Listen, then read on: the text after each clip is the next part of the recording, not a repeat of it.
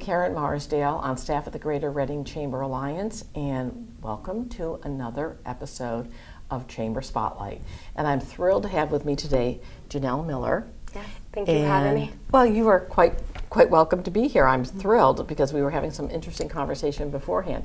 And Ginelle is the recruitment manager for Abraxas Academy. Yes. And you're located in Morgantown. Yes. And tell us a little bit about what the and I thought it was very interesting. You are part of a national enterprise. Yes. That is spread out around the country. But give us a little idea of what Abraxas does. Sure. We work with juvenile delinquents in shelter, detention, and rehabilitation programs. We originated here in Pennsylvania, and we do have several residential programs as well as community-based programs. And then aside from being here in Pennsylvania, we're also in Ohio and South Carolina, Colorado, Illinois, Texas. Wow. So yeah, we are in various states. But ultimately our goal is to get juvenile offenders back into the community as better people. That's wonderful. And I think every one of us listening or seeing this would say absolutely amen to that, because every child deserves the opportunity to be all that they are meant to be, right? Yes, and so absolutely. if you can help them and Abraxas and the communities surrounding, that's a great thing. And I know it can be a challenge. And it can be very much of a challenge. Yes. But I would imagine you've been with the company how long now? I've been with the company 8 years. So that's pretty tenured, I would say. Most of my 20s, yes.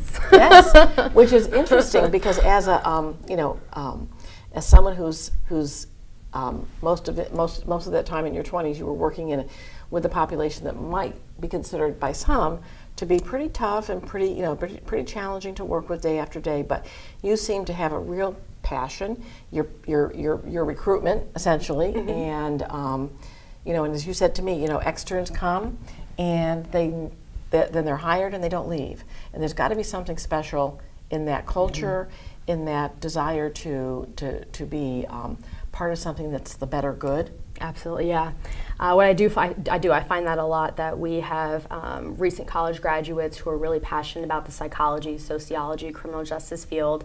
And they have this ultimate goal of becoming a state police officer or a juvenile probation officer. So they come to us as kind of a stepping stone, as an opportunity to gain a little bit of experience while they are on a waiting list, or gain experience so they can move on to that next job or that next career choice.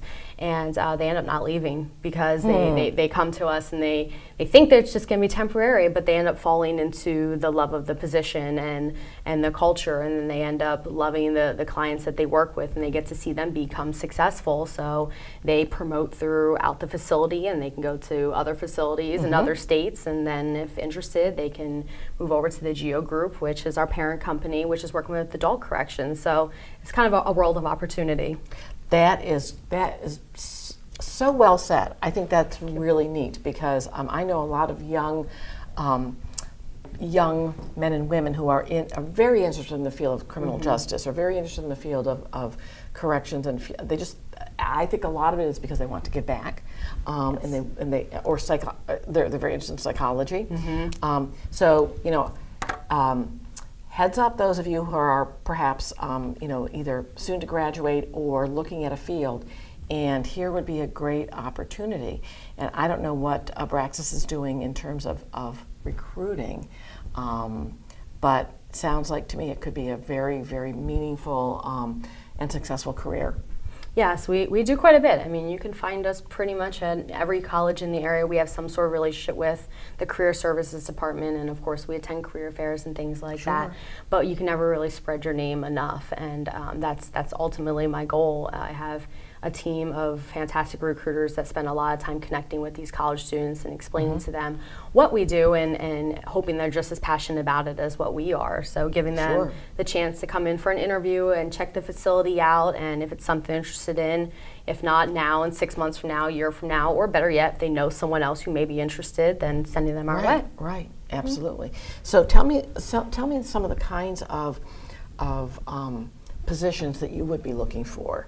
Because if there are people out there looking and think that sometimes we don't realize that we have this this particular capability, but it could also fit here. Yes, absolutely, I get it. So a lot of times people assume because of what we do, especially with the counseling end of things, that you have to have a completed degree, and that's not necessarily the case. We have several entry-level positions where you can walk into the building with just a high school diploma or GED, and we do ask that you're 21 years of age or older and a current valid driver's license. If you have those requirements, you can obtain a position like a youth development technician, which is third shift, or a youth development specialist, which is mostly second shift, but a combination of first and second. And those are essentially direct care positions. You're working one-on-one with the juvenile delinquents on a regular basis, and that's your job, keeping the facility safe, making sure the rules are being implemented.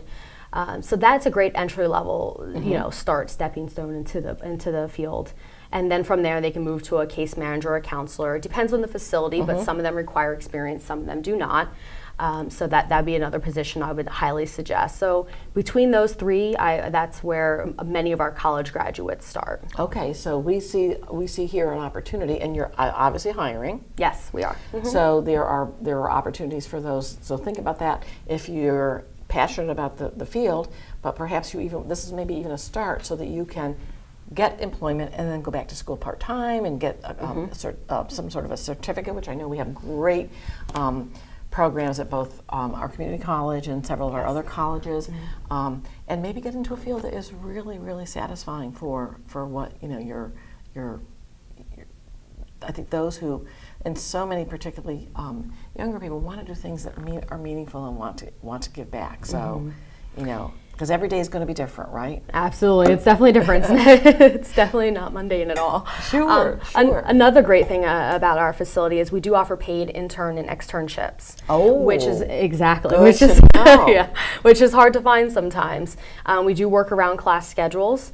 So if they, they're nearing the end of their education and they just need to start moving into that career, we are able to offer that paid internship and sign off on anything that they may need for school in order to get that degree completed.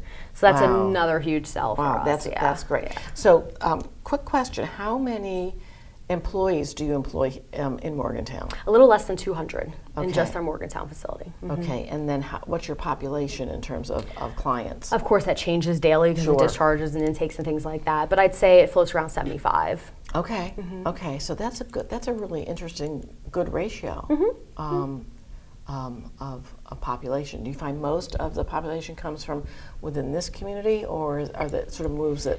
They're kind of all over the place, and we have a lot of clients from the DC area and the Philadelphia area. I mean, we have West Virginia, so they kind of come from all over the place, but we do have some that come from Berks County. Okay.